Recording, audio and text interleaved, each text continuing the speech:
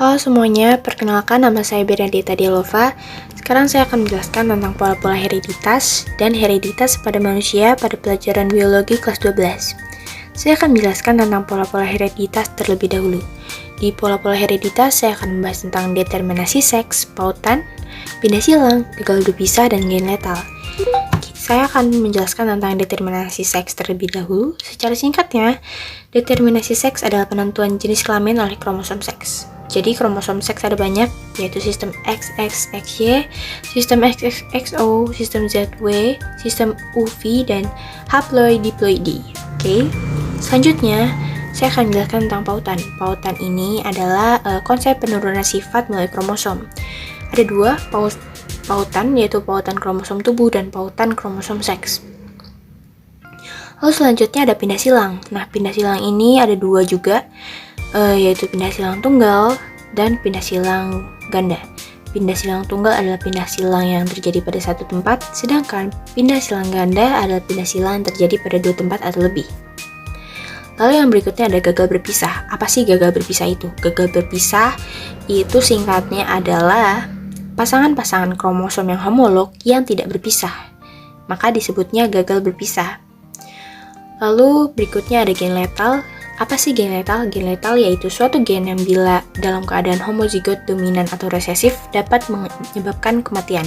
Gen letal dibedakan menjadi dua, yaitu gen letal dominan dan gen letal resesif.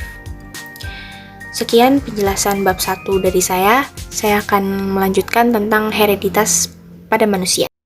Jadi pada hereditas pada manusia ini saya akan menjelaskan tentang penentuan jenis kelamin, cacat menurun, penyakit menurun, golongan darah. Saya akan menjelaskan tentang penentuan jenis kelamin dulu.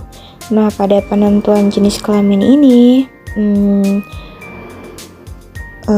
kelamin manusia termasuk sistem XXXY ya. Pada wanita kromosom kelaminnya itu berupa kromosom XX, sementara pada laki-laki kromosom kelaminnya berupa satu kromosom X dan satu kromosom Y, atau bisa dibilang XY ya. Jadi pada kromosom manusia normal itu dapat ditulis dengan wanita itu 44XX dan pria itu 44XY. Lalu kita ke cacat menurun. Cacat menurun adalah sifat-sifat menurun berupa kelainan fisik. Cacat menurun ini dapat diturunkan melalui kromosom tubuh maupun kromosom kelamin. Nah, jadi cacat menurun ada yang bersifat resesif dan ada juga yang bersifat dominan. Contoh cacat menurun bersifat resesif itu albino, kebotakan, bisu, tuli. Tapi cacat menurun yang bersifat dominan ini contohnya itu sindaktili, polidaktili, brakidaktili. Lalu berikutnya ke penyakit menurun. Penyakit menurun adalah penyakit yang diturunkan atau diwariskan dari orang tua kepada anak-anaknya. Penyakit menurun dapat dibedakan dengan jenis penyakit lainnya karena mempunyai ciri khas. Apa aja sih ciri-cirinya? Yang pertama, penyakit menurun tidak dapat disembuhkan melalui pengobatan biasa. Yang kedua, penyakit menurun tidak menular.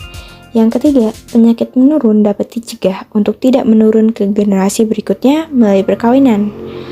Nah, ada di penyakit menurun ini ada yang tertaut pada kromosom seks, ada juga yang tidak tertaut pada kromosom seks, gitu. Lalu ke golongan darah.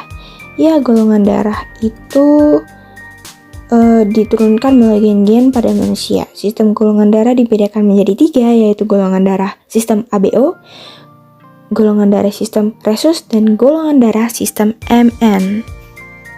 Sekian penjelasan hereditas pada manusia oleh saya dan pola-pola hereditas oleh saya juga. Sekian, terima kasih.